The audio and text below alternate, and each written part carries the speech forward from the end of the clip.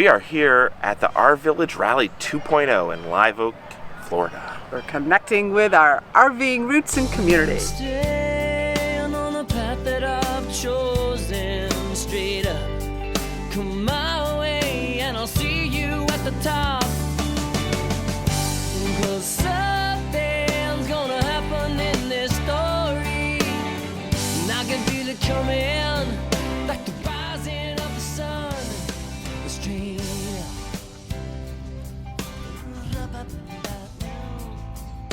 Calamity abounds and it's making me frown, 'cause humanity can't see what it's already found, and love is all around if we open our eyes and our hearts and our minds. 4 days. This has been pretty amazing. So RVillage is a social network for RVers that launched in 2014, and we were honored to be part of the launch team behind that. Right, so we actually hosted the very first RVillage Convergence. We were the beta testers. We helped define the product, how it all worked, and then we've been, helped it get born. But in the years since we've been boating, RVillage has continued to grow amazingly.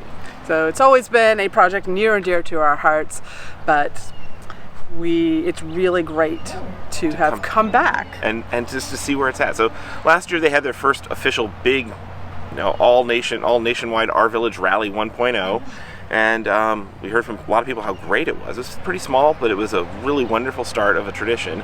And so we couldn't make it last year, but this year Curtis said, "Hey, how can I make this possible for you to come to the second rally?" And it helped that he held it in Florida, so yes. I'm sure he picked it just for that reason, right? Yeah, it was in Florida, so it's like, okay, it's not too far for us. And he's like, "I'll get you a cabin," because our bus is still in storage in Texas. And they don't have a marina here. And this is on the SUWANNEE River, and we could have canoed up the river, but this is, yes. So we are at the Spirit of the SUWANNEE Music Camp. It's one of the nation's top music venues, so there's huge festivals that go on here all the time. So this was a great grounds for hosting a large-scale RV event. I think they had about 600 RVs show up this year, which is incredible. Yeah, great growth. That doubled from last year, apparently. But what's unique about this event, at least for me, is it has got the feeling of an RV rally, like you might get if you go to an Escapees rally or a Good Sam or something like that, but on a smaller scale in some respects. Yeah, they've got the vendors, and they've got the seminars, and they've got a lot of the typical rally things. But there's something that's really special about this one, and that is the central village fire. And it's not just a big bonfire or something.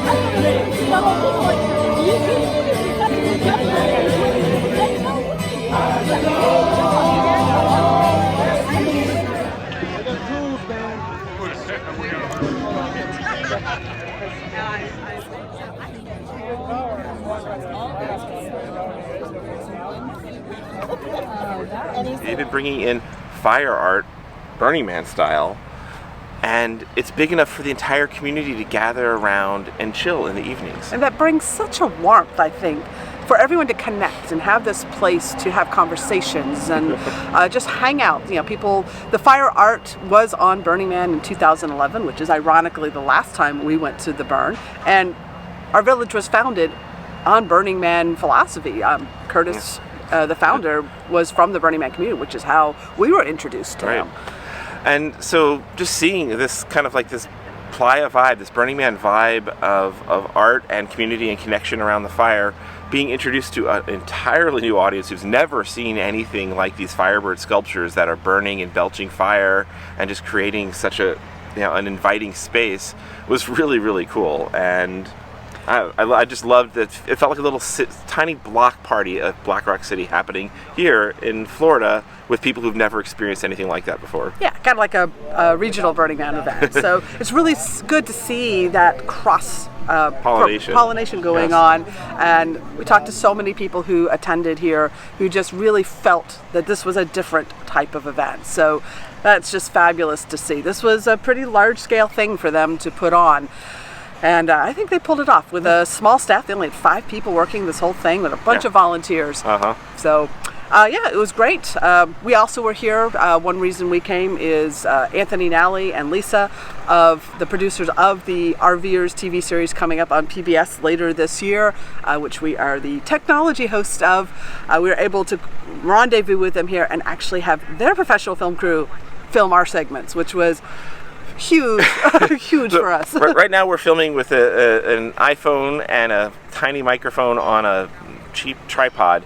They would spend an hour setting up a shot with 3 cameras and wireless mics and different things going on, and some of the cameras would move back and forth, and it was really, really fascinating to get an experience with a professional film crew and see how they work their magic, and then have to do what we're doing, but lots of cameras staring at us. So we did, I think, film 3 segments here for the show that we'll be a part of, which was great to get that out because they are rushing production on that to get out as early as this fall. And it'll be on PBS, Hulu, Amazon Prime, iTunes. So once it's out, trust us, you'll be hearing about it from us. And Mark and Julie of RV Love even let us film inside of their RV too, which was really kind of... You guys were awesome. You nailed it.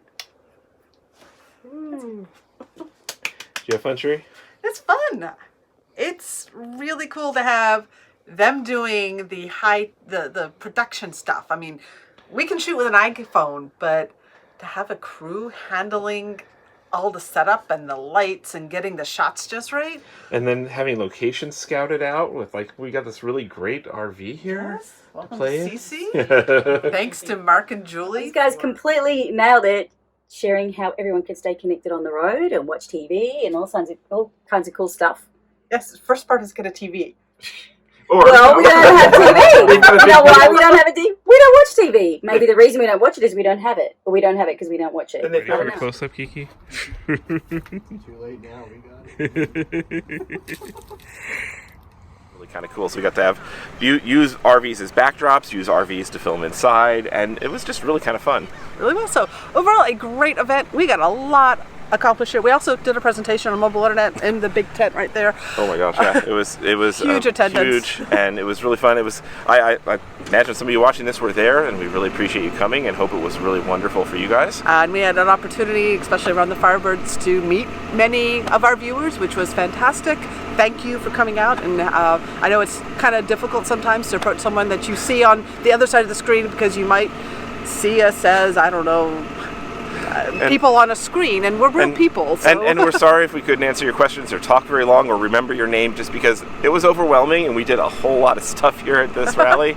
But we had a great time and we really did enjoy meeting so many people. And we got to reconnect with friends, and that's always just the highlight of an event like this, is the time you get with people that you've met up with before. It was really great to get back into some of our RV roots and just taste the things we love about RVing, just to be part of that RV community, and to also get a taste again for the Burning Man community that we have not been in since 2011, 2012 was the last regional we did. So it was just bringing back so many things that we love that we haven't had in the past two or 3 years or longer. So if RVillage is a new concept to you and you're an RVer and you're looking for ways to connect with people on the road, go sign up for a free account at RVillage.com. The concept is you check into your current location if you want to. You don't have to. And then you can find people around you that have similar interests, and you can organize a happy hour or a campfire or an evening out, or just find people around you to connect with. It's a great way to be social on the road and kind of have this sort of experience every day out there if you want it. And speaking of this sort of experience, some of the RV things we're getting is pump outs happening right behind us and all that sort of noise. So hopefully this is not too loud in the background, but it's an RV park. Yep, so it's been a fabulous 4 nights here, and wrap it up. This is the last day, and we're heading back to the boat. And God, last night dancing, we rocked off last night. Oh my God. Oh yes, the producer of the RVers is a drummer in a band up in Toronto, and he brought his whole band down to be kind of the closing act of this around the Firebirds. It was amazing. We started the evening with the New Christie Minstrels, which Curtis, the founder of RVillage, had played with way back when. So it's a classic band.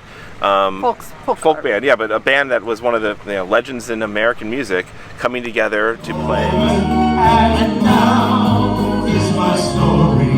I will laugh and I'll cry and I'll sing. La, la, la.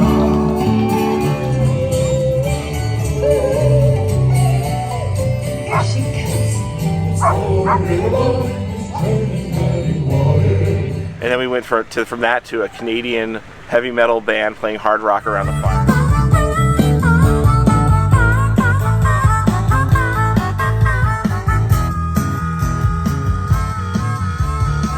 and the audience just flowed with it. It was It's really fantastic, all cross-generational. It's great to see that. Anyway, awesome event. If you see our RVillage Rally 3.0 being planned, and it's entirely possible, go. It's awesome. Definitely. Thank you, Curtis, for making this all possible for us to be here. Yes. Thank you, Curtis.